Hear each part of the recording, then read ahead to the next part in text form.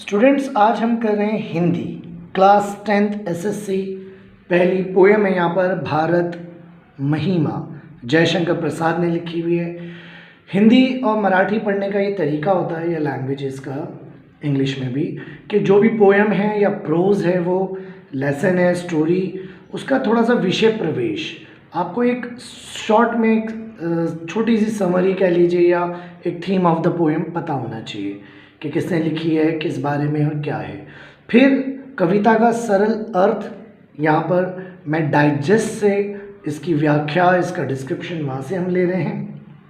Okay, text से आप क्या करें, हिंदी पढ़ने का तरीका ये होता है कि टेक्स्ट से आप पोएम को रीड करें और जो उस लाइंस का एक्चुअल भावार्थ है, जो उसका मीनिंग है, जो उसका सरल अर्थ है, वो फ्रॉम द डाइजेस्ट आप उसको ले लीजिए। और जब आप एक बार पोएम या स्टोरी इस तरह से माइंड में आ जाएगी कि एक्चुअल पोएट कहना क्या चाह रहा है या एक्चुअल लेसन का कंटेंट क्या है, फिर आप अपने पैसेजेस ट्राई कर सकते हैं। हिंदी मराठी में सबसे बड़ी चीज़ वर्ड मीनिंग होता है, तो जितना ज़्यादा वर्ड, कम से कम जो टेक्स्ट के अंदर टेक्स्ट बुक हो या उसके जो सरल अर्थ है, इसके अंदर जो भी वर्ड मीनिंग्स आते हैं, वो मैक्स टू मैक्स आप वर्ड मीनिंग्स को अपने पास स्टोरेज करें। जिसने हिंदी मराठी में वर्ड मीनिंग्स को स्टोर किया, उसको कभी भी हिंदी मराठी में प्रॉब्लम नहीं होगी। आपको जो हिंदी मराठी में प्रॉब्लम होती है, उसका सल्यूशन एक ही है कि जितने ज़्यादा हो सके अपने हिंदी मराठी की, जैसे इंग्लिश की वोकैबुलरी होती है, ऐसे ही हिंदी मराठी में भी आप शब्द और उसके अर्थों को अपने माइंड में स्टोर करें, उसकी प्रैक्टिस करें, उसकी स्पेल प्रैक्टिस करें, तो ये आपके लिए बहुत ज़्यादा बेनिफिशियल होगा। ओके, भारत महिमा विषय प्रवेश है कि प्रकृति ने हमारे देश भारत की रचना बड़े प्यार से की है। हमारा देश हिमालय की गोद में बसा हुआ है। अगर आप ज्योग्राफी ऑफ इंडिया देखें, जो हमारा लोकेशन और एक्सटेंट है, तो इंडिया जो है ऊपर वहाँ पर हिमालय पहाड़ है, आप जानते हैं, और उसके नीचे जो पेनिनसुला है, जो पेनिनसुलर रीजन है, वो एक्चुअल इंडिया है। ओके, तो जो नेचर ने हमारे देश भारत की जो रचना की है, यानी जो उसको बनाया है, उसे बड़े प्यार से की है, बड़े प्यार से बनाया है, और हमारा देश हिमालय की गोद में है। ठीक है ना, हिमालय की गोद में, यानी हिमालय के नीचे बसा हुआ है। हमारा देश सबसे पहले जागृत हुआ था। हमारे पोएट जयशंकर कह रहे हैं कि सबसे पहले हमारा देश जागा है। इसकी संस्कृति सबसे पुरानी है, मतलब जो हमारी संस्कृति है वो सबसे पुरानी है। जो हमारा कल्चर, ट्रेडिशन जो है, ये सबसे ओल्डेस्ट है। प्रस्तुत कविता में छायावाद के प्रवर्तक जयशंकर प्रसाद जी ने हमारे प्यारे देश भारत के इसी महिमा मंडित अतीत का मनोरम चित्रण किया है।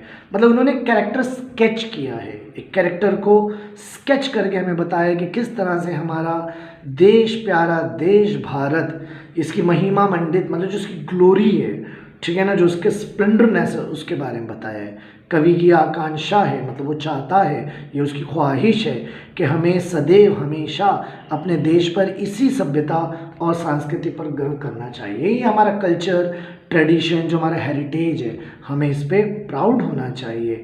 आवश्यकता पड़ने पर, ज़रूरत पड़ने पर हमें देश के लिए अपना सर्वस्व निछावर कर देने के लिए तत्पर रहना चाहिए।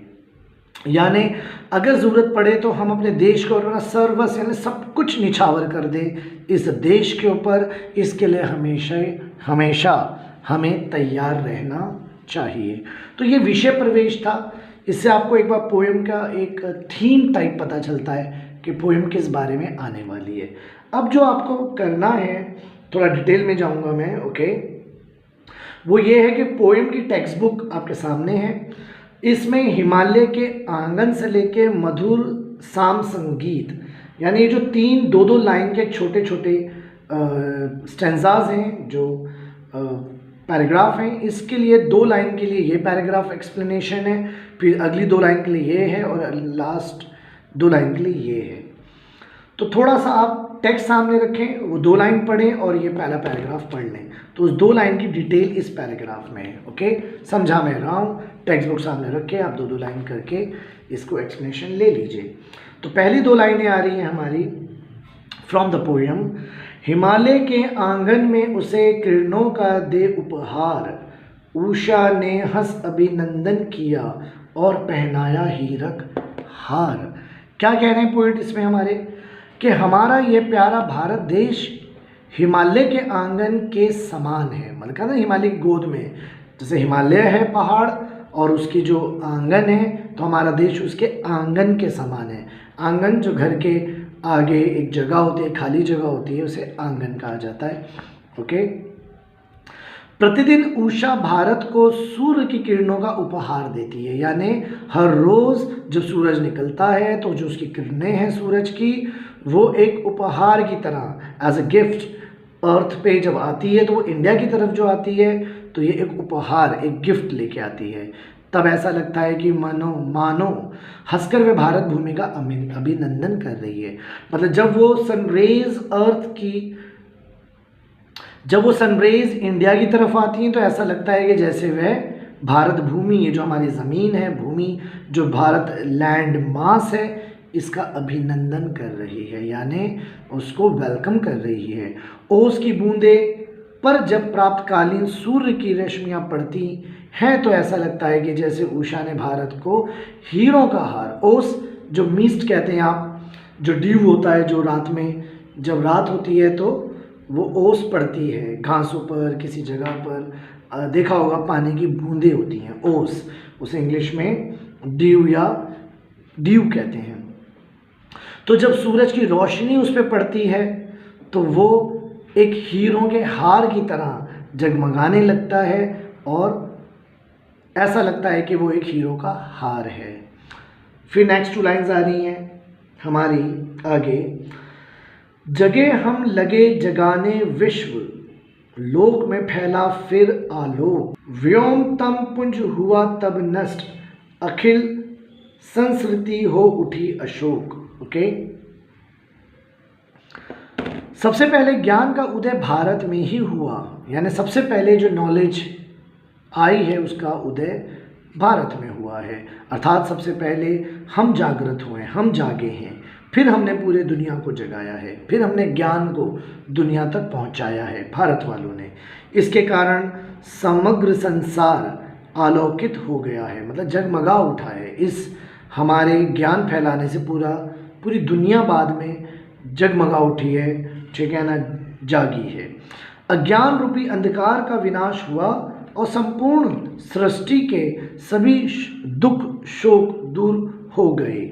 यानी जो अज्ञान रूपी अंधकार था, यानी जो इलिटरेसी, इग्नोरेंस, दुनिया में जो बुराइयां और अज्ञानता थी, ठीक है ना, उसका अंधकार, उसका जो अंधकार था उसका विनाश है ना वो खत्म हुआ। और फिर पूरी सृष्टि के अंदर, यानी पूरी दुनिया के अंदर संपूर्ण विश्व में जो भी दुख थे, शोक थे, यानी दुख थे, दर्द थे, वो दूर हो गए। मतलब ज्ञान से वो दुख दर्द दूर हो गए। लास्ट 2 लाइन्स आ रही हैं अब इस फर्स्ट हमारे पैराग्राफ की, जो इसको हमने फर्स्ट माना है। विमल वाणी ने वीणा ली, कमल कोमल कर में सप्रीत, ठीक है ना, तप स्वर सप्त सिंधु में उठे, छिड़ा तब मधुर साम संगीत। वाणी की देवी जो सरस्वती है ने इसी पवित्र भूमि पर प्रेम के साथ अपने कमल के समान कोमल करों में वीणा उठाई, मतलब आवाज़ उठाई। उस सरस्वती जो वीणा की देवी है, वाणी की, बोली की, संवाद की, संगीत की, उसी की झनकार में सप्त सिंधु उस 7 रिवर्स को कहते हैं, जो ये इंडस वैली हमारी, से सप्त सिंधु भी कहते हैं। आपने ऐसी चीज़ हिस्ट्री में पढ़ी होगी। ओके। 7 रिवर्स की वजह से इसे सप्त सिंधु कहा जाता है। 7 स्वर, जो 7 सरगम भी 7 होते हैं, सारे गामा पा, और सप्त सिंधु तो मैंने बता दिया है, इंडस वैली को कहते हैं।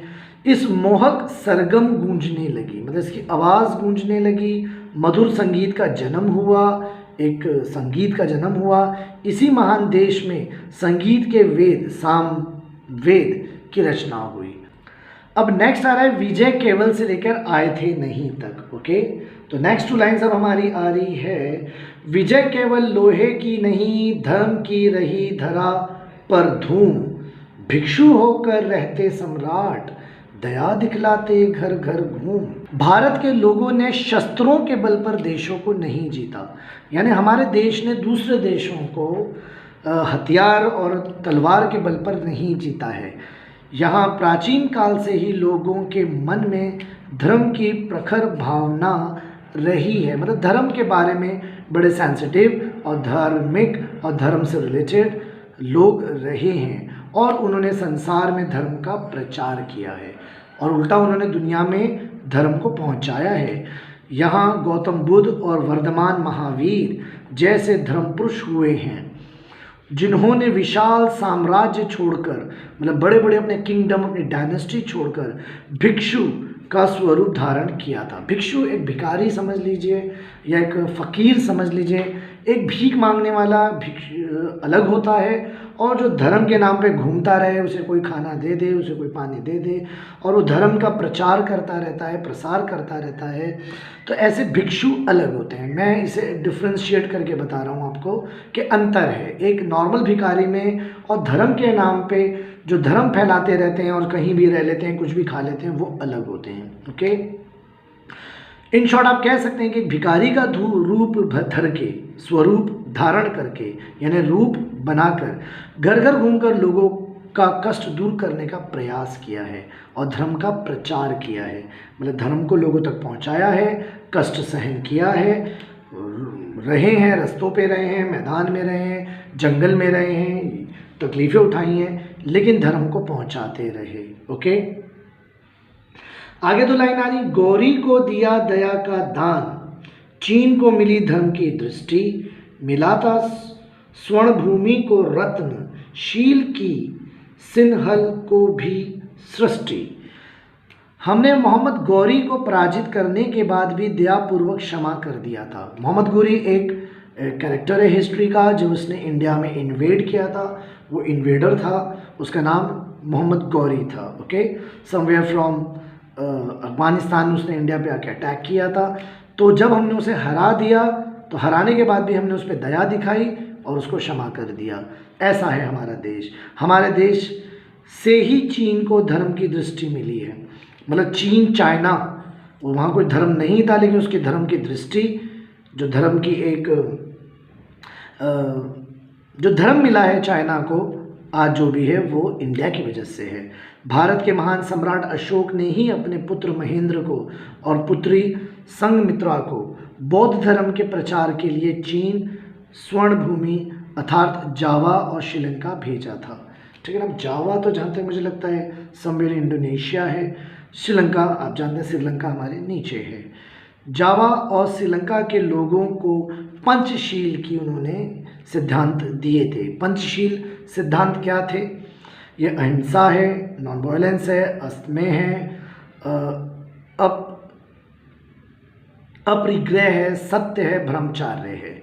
मतलब हमेशा सच बोलना है, कोई चीज़ चुरानी नहीं है, दूसरे की ग्रैब नहीं करनी है, सच बोलना है, लड़ना नहीं है, नॉन वायलेंस रहना है, ब्रह्मचार्य यानी शादी नहीं करनी, मतलब दुनिया की सेवा करनी है, लोगों की सेवा करनी है, बड़े बड़े महापुरुषों की सेवा करनी है, और ब्रह्मचार्य मतलब बिना शादी करे अपनी लाइफ को चलाना है। ओके, ये सिद्धांत, पंचशील सिद्धांत जो बुद्धिज़्म और जैनिज़्म के सिमिलर सिद्धांत हैं, प्रिंसिपल्स हैं, वो दुनिया को इसी भारत देश ने दिए हैं। भारतवासियों, अब आगे लाइन और आ रही है। ओके, किसी का हमने छीना नहीं, प्रकृति का रहा पालना यही, हमारी जन्मभूमि थी यहीं, कहीं से हम आए थे नहीं। भारतवासियों ने कभी किसी की संपत्ति या किसी का राज छीनने का प्रयास नहीं करा, मतलब भारत के लोगों ने कभी किसी पर अटैक करके उनके राज्य को अपने अंदर मिलाने या उसको छीनने का प्रयास नहीं किया। हमें प्रकृति ने प्रत्येक वस्तु मुक्त हस्त से प्रदान की है, मतलब बड़ी बड़ी खुशी खुशी इस नेचर ने, कुदरत ने चीज़ें हमें दी हैं, प्रकृति ने हमें ये सारी चीज़ें प्रदान की हैं, हमें दी हैं, और ये प्रकृति की हमारे देश पर एक महान कृपा रही है, यानी एक ब्लेसिंग रही है। यहाँ की शस्य श्यामला भूमि जो वंदे मातरम में भी शस्य श्यामला मातरम वर्ड आता है, शायद वही वर्ड है।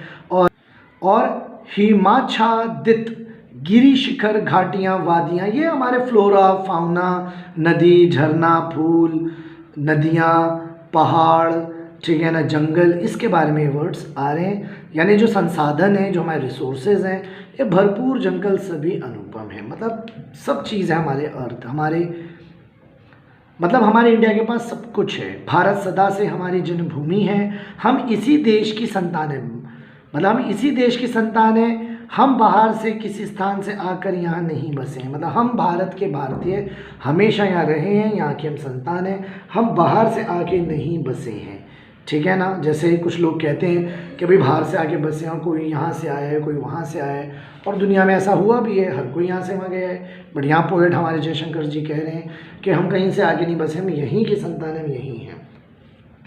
अब लास्ट 8 लाइन्स फिर आ रही हैं। चरित्र थे पूत भुजा में शक्ति, नम्रता रही सदा संपन्न, हृदय के गौरव में था गर्व, किसी को देख ना सके विपन्न। भारत के लोग सदा से ही चरित्रवान रहे हैं, बड़े अच्छे कैरेक्टर वाले लोग रहे हैं, ठीक है, गुड कैरेक्टर।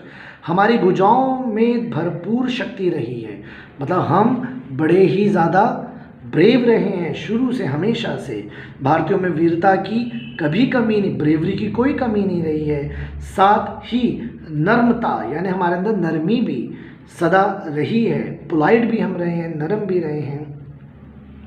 हमने कभी अपनी उपलब्धियों पर घमंड नहीं किया है, जो गुड कैरेक्टर्स हमारे अंदर हैं, ये जो उपलब्धियां हमारे अंदर हैं, इस पर हमने कभी कोई घमंड नहीं किया है।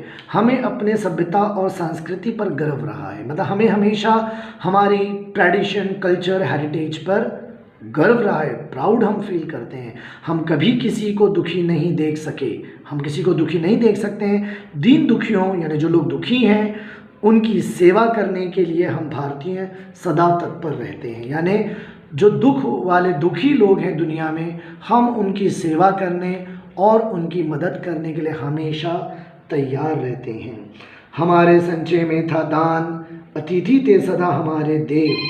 आगे वो कह रहे हैं कि यदि धन और संपत्ति का संग्रह करते भी थे, यानी अगर हम इंडिया वाले धन और संपत्ति, गोल्ड को, सोने को, पैसे को जमा भी करते थे, तो दान के लिए करते थे, दान देने के लिए करते थे। दानवीरता भारतीयों का गुण रहा है, दान देना, चैरिटी करना, ये हम भारतीयों का एक कैरेक्टर रहा है, गुण रहा है, हमारी एक अच्छी बात रही है। हमारे देश में अतिथियों को सदा देवता के समान माना जाता है। भारत के लोग सत्य बोलने अपना धर्म समझते हैं, भारत के लोग हमेशा सच बोलने को अपना धर्म समझते हैं। भारतीय सत्यवादी हरिश्चंद्र की संतानें हैं। हमारे देश में हरिश्चंद्र जैसा एग्जाम्पल गुजरा है, जो हमेशा सच बोलते थे। हमारे हृदय भी बोलते हैं, में तेज था, गौरव था, एक ग्लोरी थी।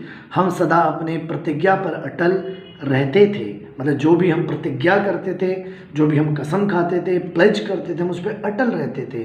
प्राण जाए पर वचन न जाए, हमारा जीवन मूल रहा है। ये आपने सुना होगा, प्राण जाए पर वचन न जाए, किसी से वादा किया है तो चाहे जान चली जाए लेकिन वो वादा ना टूटे। मैं बहुत सिंपल करके आपको एक स्टोरी वाइज, एक बहुत ही सिंपल वर्ड्स के साथ और बता रहा हूँ। थोड़ा ज़्यादा शुद्ध हिंदी जो होती है, उन वर्ड्स को मैं थोड़ा सा इंग्लिश में भी आपको बता रहा हूँ, क्योंकि इंग्लिश आपके लिए ज़्यादा बेटर होता है समझाने की। आप एक स्टोरी की तरह इसको समझें।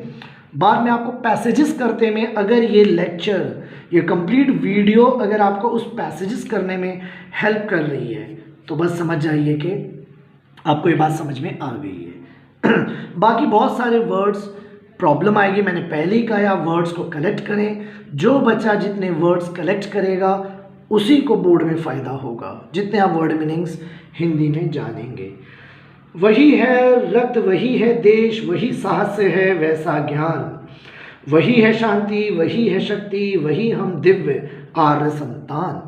आज भी हम भारतीयों की धमनियों में उन्हें पूर्वजों का रक्त प्रवाहित कर रहा है। आज भी हमारी वेन्स के अंदर, आज भी हमारी रगों में, वेन्स में जो खून दौड़ रहा है, वो हमारे पूर्वजों का रक्त है। आज भी हमारा देश वैसा ही है जैसा था। आज भी भारतीयों में वैसा ही साहस्य है जैसा था। भारतीय आज भी ज्ञान के क्षेत्र में सबसे आगे हैं, मतलब आज भी हम नॉलेज के, ज्ञान के, इन्फो के, इंफॉर्मेशन में बहुत आगे हैं। आज भी हम पहले के समान, मतलब पहले की तरह शांति के पुजारी हैं। आज भी हमारा देश शांति का पुजारी है, शांत, दुनिया के साथ शांति के साथ रहता है। देशवासियों में वैसी ही शक्ति है, हम उन्हें आर्यों की संतान हैं। देशवासियों में वैसी ही शक्ति है और आज भी हम आर्यंस की संतान हैं कहा जाता है। इंडियंस को आर्यंस कहा जाता है कि सबसे पहले इंडिया में आर्यंस आए। अब ऊपर तो कह रहे थे हम कहीं से नहीं आए, तो आर्यंस तो बाहर से आए थे। बट अब हम कोई नेगेटिव बात नहीं लेंगे। जो पोएम में मीनिंग, भाव, अर्थ, सरल अर्थ, कविता का जो भी व्याख्या है वो कर दी है, क्योंकि उसी के बेस्ड लेसन आएगा। अब इसको हम अपोज करें, वो फिलहाल इस वीडियो लेक्चर में तो अपोज नहीं करें, क्लासरूम लेक्चर में हम इसे डिस्कस कर सकते हैं। ओके, जिए तो सदा इसी के लिए, यही अभिमान रहे यह हर्ष, निछावर कर दें हम सर्वस्व हमारा प्यारा भारतवर्ष। हम जब तक जिए इसी देश के लिए जिए, ये हमारा एक थिंकिंग होनी चाहिए। और ये सच में हर भारतीय की थिंकिंग होनी चाहिए कि जब तक जिए इस देश के लिए जिए। हमें इसकी सभ्यता, वही हमारा कल्चर, हेरिटेज पर हमें अभिमान है, मतलब हम इस पे प्राइड करते हैं और हर्ष है, खुश हैं हम कि हमने इस भूमि पर जन्म लिया है। मतलब इस बात की हमें खुशी है, हमें इस पे गर्व है कि हमने इस भूमि पर जन्म लिया है। यह हमारा प्यारा भारतवर्ष है, यह हमारा प्यारा देश है। यदि कभी आवश्यकता पड़े तो इसके लिए हम अपना सर्वस्व, मतलब सब कुछ, जो कुछ हमारे पास है वो निछावर कर दें। ये वर्ड्स ऊपर भी आए थे जब मैं विषय प्रवेश बता रहा था। तो this is all about your first poem Bharat महिमा, ओके, जिसमें हमने भारत महिमा यानी भारत की ग्लोरी को ही पढ़ा है। जयशंकर प्रसाद ने लिखी है। पहले मैंने आपको थोड़ा सा विषय प्रवेश डिटेल में समझाया। इस वीडियो को ध्यान से सुनिए, जिस सिंपल वर्ड में मैंने इसको समझाया है आप इसको ध्यान से सुनते हुए प्लीज़ डाइजेस्ट को फॉलो करें। डाइजेस्ट से कविता के सरल अर्थ को ज़रूर पढ़ें। अगर आप कविता का सरल अर्थ नहीं पढ़ेंगे तो ये पोएम डायरेक्ट आप पढ़ेंगे तो ये बाउंसर जाएगी आपको। बाद में इसकी एक्सरसाइज पे जाइए, ओके, बट पहले पोएम को समझ जाइए एज ए स्टोरी और वर्ड मीनिंग्स। एक एक छोटा वर्ड हो या बड़ा वर्ड हो, उसको आप नोटबुक पे लिखें, उसको मीनिंग को सर्च करें। नहीं मिले तो मुझे कॉल करें, मुझे मैसेज करें, मैं उसका वर्ड मीनिंग आपको अलग से बता दूंगा। और इस वर्ड मीनिंग की कलेक्शन से, वर्ड मीनिंग के कलेक्शन से आप पोएम की समरी को माइंड में स्टोर करें। इसी तरह से हिंदी मराठी के सारे लेसन पोएम आपको इसी रूल से करने हैं जो मैंने अभी आपको बता दी है। मैं हर वीडियो में बात नहीं बताऊंगा, ओके। फिर एक्सरसाइज कैसे करना है, पैसेजेस कैसे करने हैं, वो एक सेपरेट उसके लिए लेक्चर होगा। पहले आप टेक्स्ट की पोएम या लेसन को अंडरस्टैंड करने की कोशिश करें। कोई प्रॉब्लम हो तो मुझे कॉल करें, ओके। Thank you.